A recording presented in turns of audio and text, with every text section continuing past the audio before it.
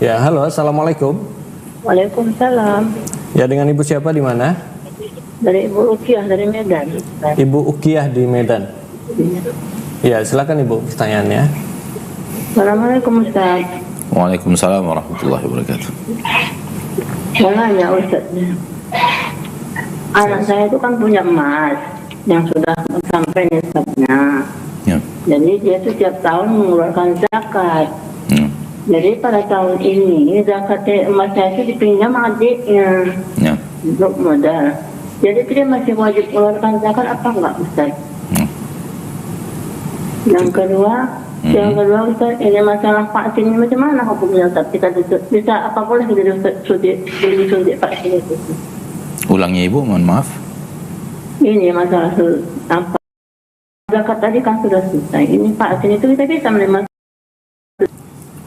Vaksin Ustaz, apakah boleh kita menerima vaksin Ustaz?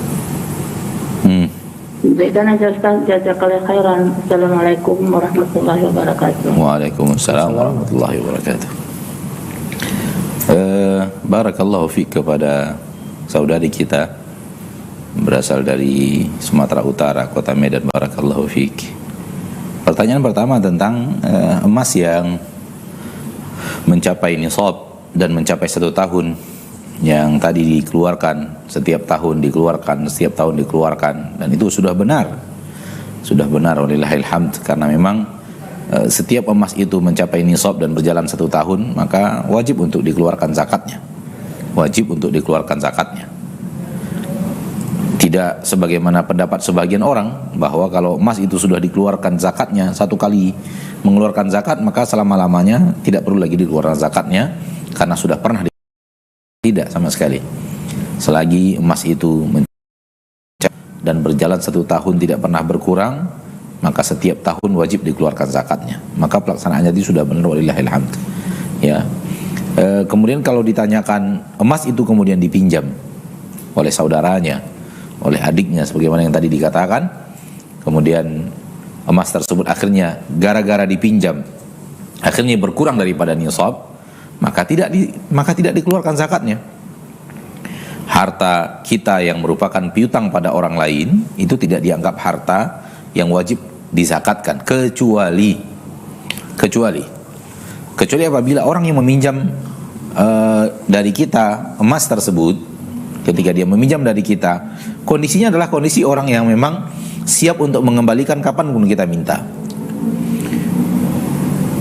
Boleh jadi kita meminjamkan kepada seseorang, kemudian dia mengatakan bahwa kapanpun Anda inginkan untuk saya kembalikan, tinggal sebut Anda butuhkan, maka insya Allah setelahnya, 1 pekan setelahnya saya akan sahkan uang tersebut. Kalau kondisinya seperti ini, maka tetap dihitung zakatnya.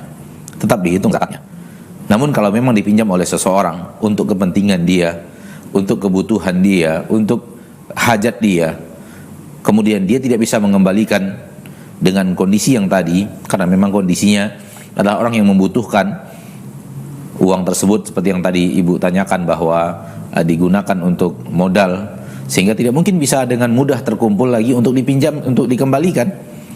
Bukan berada pada orang yang memiliki kelapangan harta, maka tidak dihitung dana zakat yang wajib dizakatkan. Ya, karena memang salah satu syarat untuk dana yang wajib dizakatkan adalah kita memiliki tasarruf kamil, ya, punya kuasa penuh terhadap harta tersebut.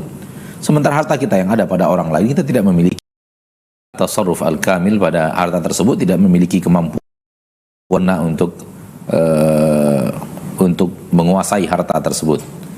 Dia adalah harta yang ada pada orang lain, maka walaupun kita memilikinya secara hukum syar'i, akan tetapi pada orang lain yang tidak sempurna kepemilikannya ada pada kita. Wallahu ta'ala alam. Jadi kondisinya seperti itu, ya Ibu. Sekiranya adik yang meminjam tersebut dia juga sebenarnya lapang, dan dia mau mengembalikan, siap untuk mengembalikan kapanpun diminta, maka wajib tersebut, emas tersebut dan piutang tersebut wajib dihitung dalam harta zakat. Namun apabila tidak seperti itu, maka dianggap harta yang tidak dimiliki secara sempurna, sehingga kewajiban zakatnya tidak wajib untuk dikeluarkan zakat. Ini yang Anda tahu, wallahu taala alam. Adapun masalah vaksin yang Ibu tanyakan, ya, ini adalah bahagiannya para ahli kesehatan. Bahagian para ahli kesehatan, bukan bahagian dari kami para asatidzah, ya. Dan kalau berhubungan dengan kandungan, maka dikembalikan kepada Majelis Ulama Indonesia sebagai institusi yang mengeluarkan keputusan tentang kondisinya. Wallahu taala ala wa alam bisawab.